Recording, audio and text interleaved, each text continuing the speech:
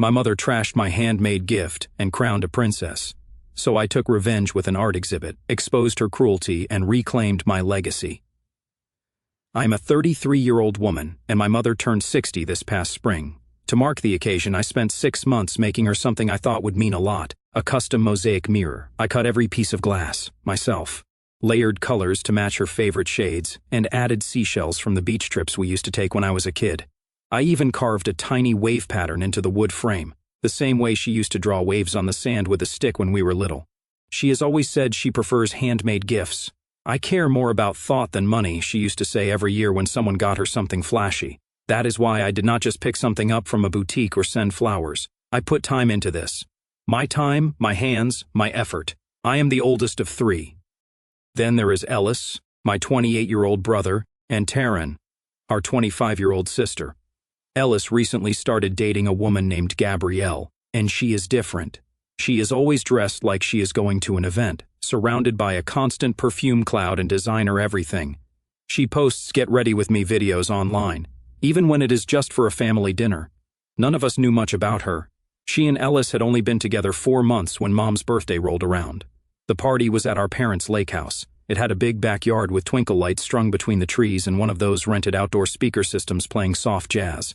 Maybe 30 people showed up, cousins, neighbors, my dad's golf buddies, and a couple of old co-workers. It was not a small gathering. I brought the mirror in its box, wrapped in heavy ivory paper and tied with dark blue ribbon. Inside was also a note I wrote explaining the meaning behind the design.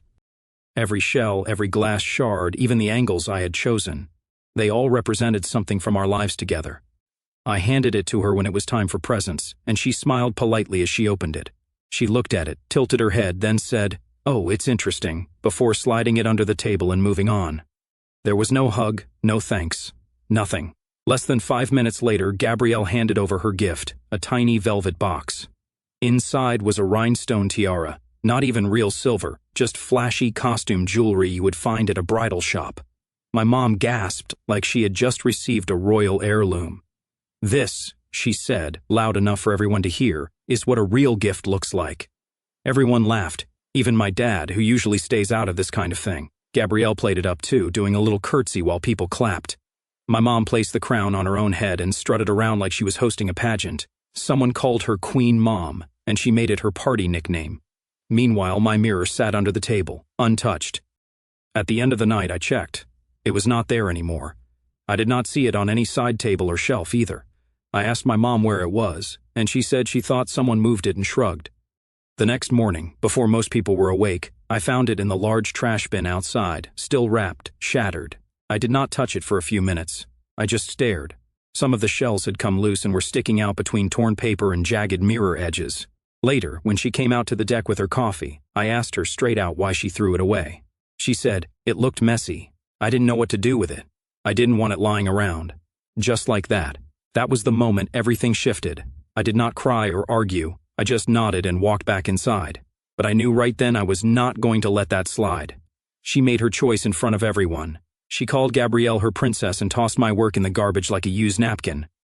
From that moment on, I stopped treating things as just family drama or casual favoritism. I paid attention. I started watching the way Gabrielle got looped into things, group chats, plans, even small traditions she had not earned. I started taking note of things my mother forgot to invite me to, while Gabrielle somehow always got a seat at the table. I did not make a scene. I did not start drama. I did not even tell anyone about the mirror, not yet. But I made a quiet decision that I was going to make both of them regret how that night went, and I had no intention of playing nice about it. Because if my mother wanted a crown and a princess so badly, I was going to show her exactly what kind of kingdom she had built, and what happens when the daughter you threw away stops pretending to play along. I took the shattered mirror home in the same torn wrapping it had been tossed out in. I did not cry or talk about it. I just found an empty box, slid the broken frame inside, and placed it on the top shelf of my closet. I did not tell anyone what happened. Not my dad, not Tehran, not even Ellis. But the next day, I called my best friend Nia and asked if she could come over. Nia works as a graphic designer, and she has this calm way of making chaos feel like something you can shape. I showed her the box, told her the story, and she just listened. Then she said, "You know, this isn't just about you. What if this kind of thing happens to other people too?" That is where it started. We threw around ideas, a blog, a zine, a photo series. Then we landed on something that felt bigger, an art exhibit. It was not just about the mirror, but about all the handmade gifts that got trashed, ignored, mocked, or forgotten. Things that carried meaning for the giver, but never even got a second glance from the person who received them. We called it unclaimed heirlooms. I reached out to a few people in local artist groups, mostly women I had met at community events. I told them about the concept, and within days, responses came in. One woman had spent a year knitting a blanket for her sister's baby, then found it later in a donation bin, tag still attached. Another had written her father a letter. After they reconnected post-divorce, he returned it unopened. One had made a watercolor portrait of her grandmother's house, and her aunt tossed it because it did not match the living room decor. By the end of the week, 8 people had joined.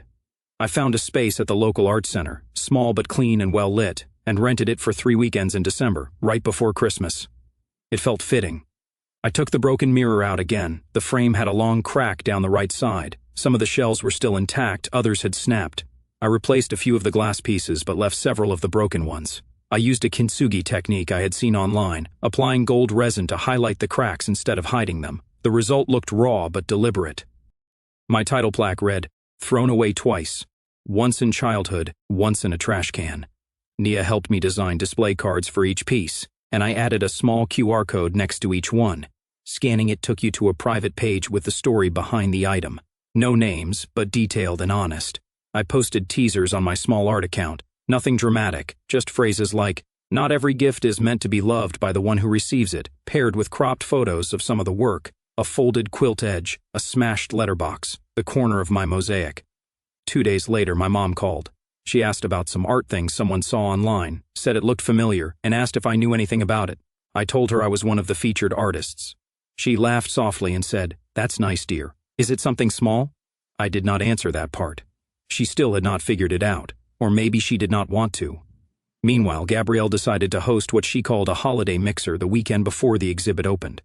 It was royal-themed, that was her actual wording. She made a flyer with gold lettering and a little crown emoji next to her name. Women were told to wear tiaras or statement headpieces. Men were told to dress in formal nobility style or bring an offering to the queen or words. Ellis thought it was hilarious. He sent a screenshot of the invite to our family group chat and joked that I should come as the court jester. Taryn sent a laughing emoji. My mom wrote, "So elegant. Gabrielle has such taste." I did not reply. I RSVP'd directly to Gabrielle with a polite no, telling her I had another commitment that night. What I did not tell her was that I had sent out 40 custom invitations for a private preview of our exhibit on that same evening. We called it a soft launch. I invited everyone from my parents' neighborhood, people my mother played tennis with, a few from my dad's office circle, and several of the regulars at the wine club Gabrielle had just joined. I made sure the gallery's invitation looked tasteful, white and gold with a sketch of a broken vase on the front. I kept my name out of the title but listed myself as the project lead in small print, and I included one sentence that read, "Each piece tells a real story of rejection, invisibility, and what gets left behind, especially by the people who were supposed to care." The responses started coming in that afternoon. Most said yes. A few sent questions. One woman from my mom's tennis group replied, "This sounds so powerful. Is Gabrielle's piece going to be in it?" I did not even need to answer. The opening night was already starting to write itself. While my mom and Gabrielle were busy handing out plastic tiaras and sipping wine from gold-rimmed glasses, the soft launch of our exhibit opened quietly across town that same Friday evening. We kept it invite only for that night. About 50 people showed up. Mostly artists, a few press contacts Nia had worked with before, and close family I trusted not to stir things up unnecessarily. My Aunt Renata arrived 10 minutes after the doors opened. She brought her partner and a bottle of sparkling water as a gallery gift. She walked in, took one look at the mirror piece, and froze mid-step. Her eyes moved from the frame to the title card, then down to the QR code. She scanned it, read the story, and did not say a word for a minute. Then she turned to me and asked, "Is this the birthday one?" I did not say yes. I just gave her a small smile and stepped aside so others could read too. Renata kept staring at the piece for a while, then whispered, "She threw this away. This is stunning." She did not press further, just gave my shoulder a squeeze and moved on to the next section. People stayed longer than expected. Some read every story, scanning every code. One woman cried while reading about the returned letter. Another stood in front of a broken ceramic bowl for 15 minutes. A local blogger who writes about art and personal narratives stopped by unannounced. She'd seen the teaser post online and wrote a small article about it that same night. She called the exhibit the most emotionally raw and visually poetic storytelling installation she had seen that year. The next morning, a community newsletter made it to my mom's mailbox. It is a print-only local publication she gets for the recipes and neighborhood updates. This one featured a small blurb about the exhibit with a photo of my mirror right there on the back page. You could clearly see the cracked glass, the gold lines, and the seashells embedded in the bottom curve. She called me within the hour, her voice clipped, her tone colder than usual. "Is that your mirror in this article?" I said yes. There was a pause. Then she asked why I was trying to embarrass her, saying it was not necessary to drag private family things into the public. I told her it was not about her. It was about what it means to put time into something only to have it thrown away, about all the people who have experienced the same kind of disregard. She did not like that answer. She tried to pivot, bringing up Gabrielle's mixer, saying it had been a huge success, that everyone looked amazing, and that people were still talking about how on theme everything was. I told her I was glad they had fun and left it at that. The next few days were quiet until Gabrielle messaged me on Instagram. Her message was short but obvious. She asked why people were tagging her in comments about being shallow and crown-obsessed. She said the posts were confusing and asked if I had mentioned her in something. I had not. I had not posted a single name, but I was not surprised people had connected the dots. The woman with the tiara, the mother who threw out the gift, the daughter who made art out of it. None of the details were secret in the family circle. Later that night, Ellis called. He sounded tired and annoyed. He said Gabrielle had been crying and told me the whole thing felt petty and way too personal. He wanted to know why I was making this a thing. I reminded him I had not named anyone. The stories were anonymous. If people figured things out, maybe that said more about the truth than about me. He said Gabrielle felt humiliated and did not appreciate being the center of attention in a public shaming performance. I asked him why she thought the exhibit was about her. He did not answer that, just said, "This art thing is getting out of hand." I told him it was not a thing, it was a reflection, literally. He hung up not long after that. That same weekend, our exhibit started trending locally. The blogger's post got reshared by a few local art accounts. One of the exhibit photos made it into a slideshow on a small lifestyle website. My mirror was in the center. Someone tagged Gabrielle in a comment under the photo of a crown-shaped painting another artist had contributed, one inspired by conditional love dressed up as praise. Gabrielle deleted the comment, then blocked the account that posted it. Back at home, my mother sent me a text about Sunday dinner, just family. Gabrielle and Ellis will be there. I hope you can join. I did not reply. The next day, Tehran messaged me a screenshot of a Facebook post Gabrielle had written, talking vaguely about jealous energy and people who tear others down instead of building something real. It had no names, but it was not subtle. That same afternoon, a woman from the art center asked if we wanted to extend the exhibit for an extra weekend. They had had requests from several schools to do guided visits with their art students. I said yes, then sent out a new round of invitations. This time, I added a second piece, smaller, titled Crowned and Hollow. The exhibit was still open when I noticed her, my mother. She walked in during the second Saturday afternoon showing unannounced, wearing a pearl-studded cream coat and her hair perfectly blown out. No Gabrielle, no Ellis, just her. She moved through the space slowly, pausing at a few installations with forced interest, but her eyes kept drifting toward the mirror. She stood in front of it for a long time. The lighting above the piece was set to catch the gold kintsugi seams, so it glowed just slightly, even in the daylight. The story page was right next to it. She read every word twice. A teenager standing nearby, maybe 15 or 16, glanced between the mirror and her and asked if she was the artist's mother. She smiled tightly and said, "No, just someone who appreciates art." I stood near the back wall, close enough to see her clearly but far enough that she did not notice me. I did not walk over. I did not say anything. I just watched her read about what she did, surrounded by strangers who had no idea the woman standing there was the subject. She did not linger long. She took a trifold brochure from the welcome table, turned around and walked out without looking back. That night, she did not call me. She called my father. I only found out because he texted me the next morning with just one sentence. "She's upset." I told him, "Maybe don't throw away your daughter's work next time." I did not reply to his text. I did not need to. He had not said much since the birthday party, had not taken sides, had not gotten involved. But that message told me exactly where he stood now. Later that week, my cousin June stopped by the exhibit. She volunteers at the community center on weekends, and saw the event flyer with my name while refilling the coffee stand. She had not known I was involved until then.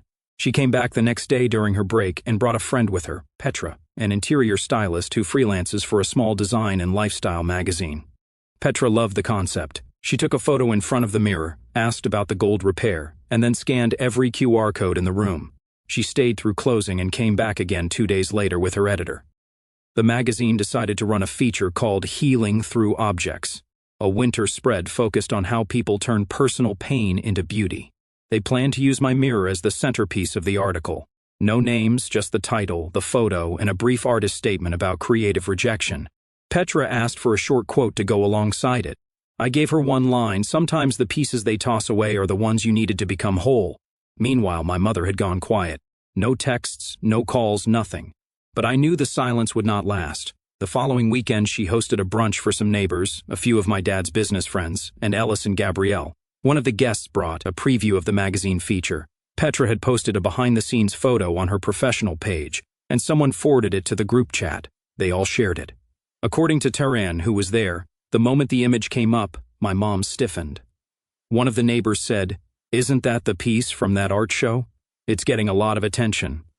My brother Ellis glanced at the phone and asked if it was really that mirror, the one from the birthday party. My mom snapped back immediately. It wasn't even that good. She just made it dramatic. Gabrielle, not reading the room at all, laughed and said I should make one of those broken mirrors for their engagement party. It could be a fun family touch. Apparently, no one laughed. Even the woman pouring mimosas paused. Taran called me after the brunch. She did not take sides at the party, just sat quietly.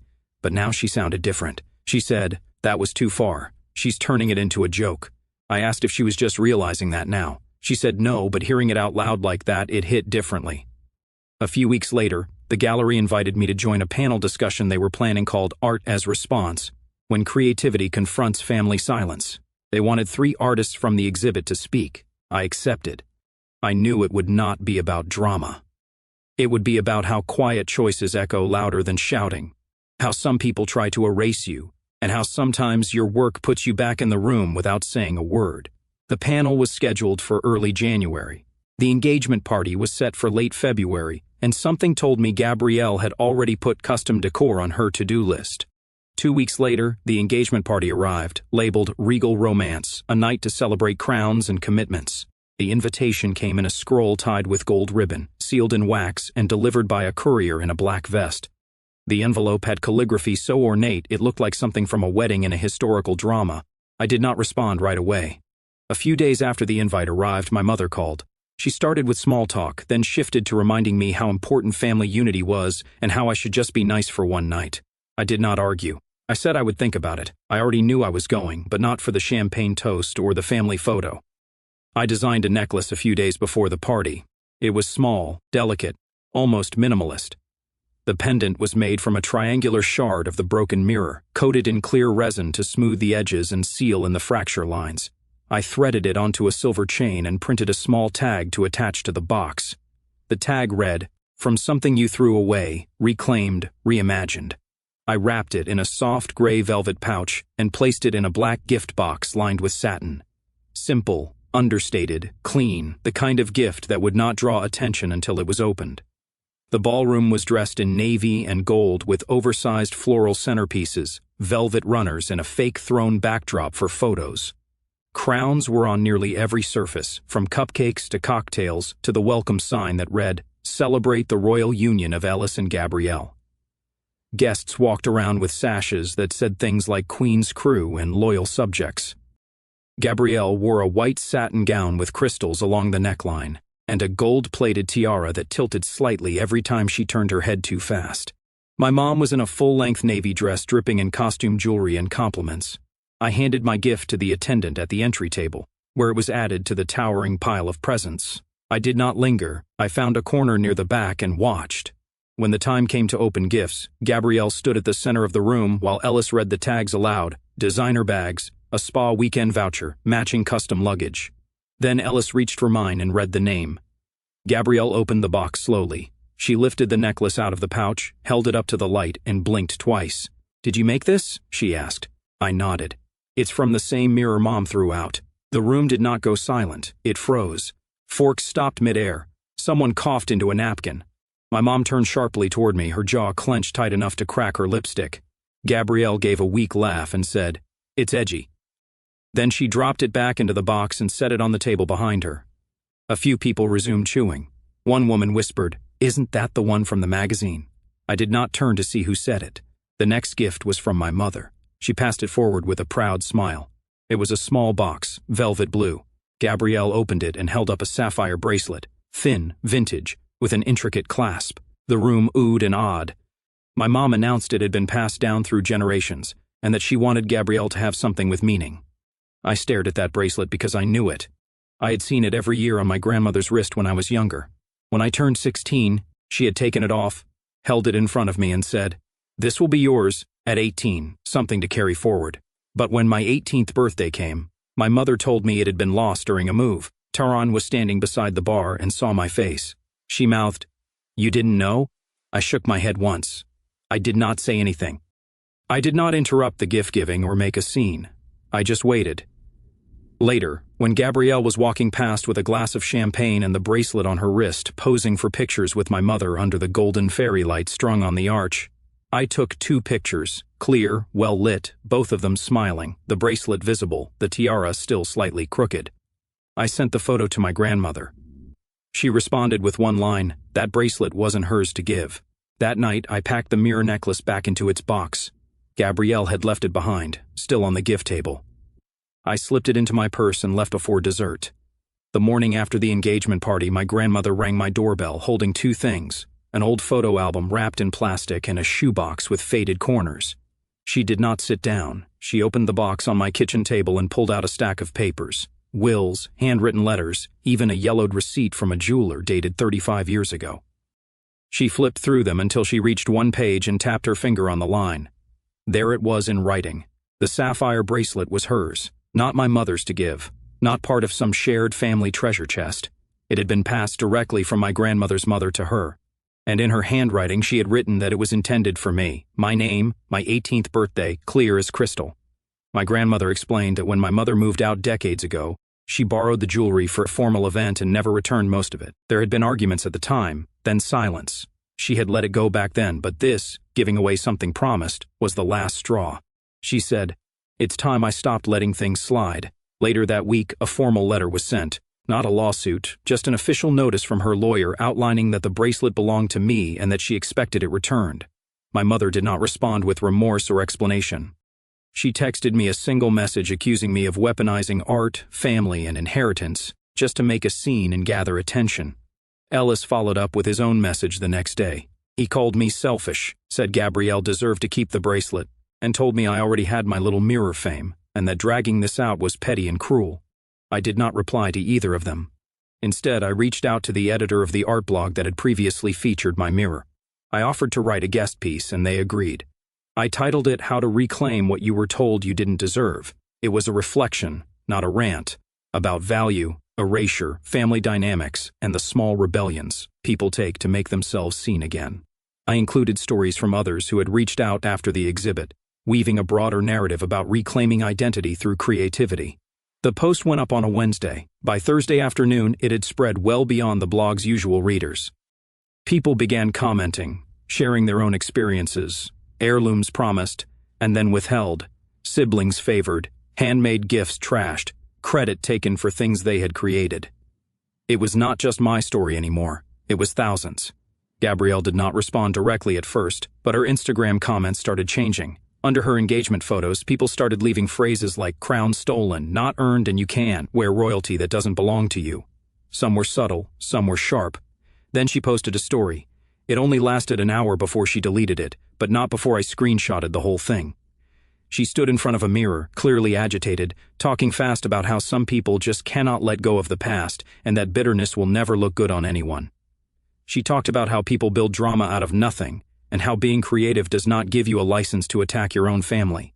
She never used my name, but every word was about me. I did not respond. I did not message her or post anything back. I sent the screenshot to Petra, the stylist from the magazine who had first featured my mirror. Petra called me later that evening. She said the response to the original article had been stronger than expected, and that her editor had approved expanding it into a 2-part miniseries with the updated theme reclaiming family legacies through art.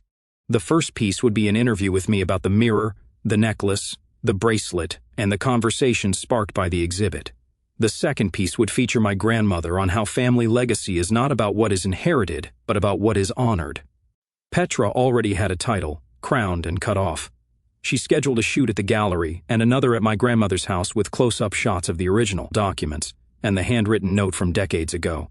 The bracelet at this point still had not been returned. I did not ask for it back again. I did not need to. The story was already moving without me pushing. And this time, the things they tried to keep hidden were not just coming to light. They were being framed in gold. The magazine series dropped on a Monday morning. Petra messaged me the night before with a preview link, but by the time I woke up, it was already spreading. The first article, my interview, was shared across art pages, healing spaces, even parenting forums. The second article, my grandmother's, picked up momentum fast. She did not hold back. She did not mention my mother by name, but the quotes were unmistakable. She talked about legacy, about what happens when people confuse possession with permission, about how respect for the past is not about titles or age, but about how you carry what was entrusted to you. She said, "Some people forget what isn't theirs to give away." That line ended up printed on tote bags a local group made after reaching out for permission. My part focused on the pieces, the mirror, the necklace, the gallery. I did not speak in anger. I spoke about reclamation, about what happens when silence becomes too heavy and how breaking it with creation can be the only path forward. I shared how every step of the exhibit was about building something out of what was dismissed, not to humiliate but to survive. By Thursday, a local news station ran a feature, Artist Reclaims Her Story, One Broken Gift at a Time. They showed the mirror, the photos from the gallery, and a short interview clip with Petra outside the museum. The tone was soft but sharp, about art as testimony, not drama. My mother saw the segment. She sent me a single text. "You've embarrassed us enough. You got what you wanted." I left it unread. There was nothing else to clarify. The message had already gone farther than she ever expected. I had not yelled. I had not called her out by name, but the story landed anyway. Gabrielle tried a different route. A direct message showed up on one of my art pages.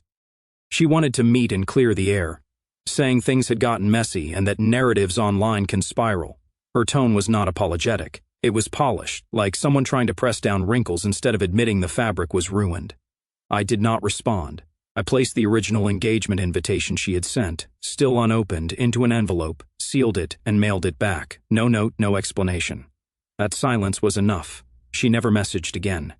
Ellis reacted next, quietly but deliberately.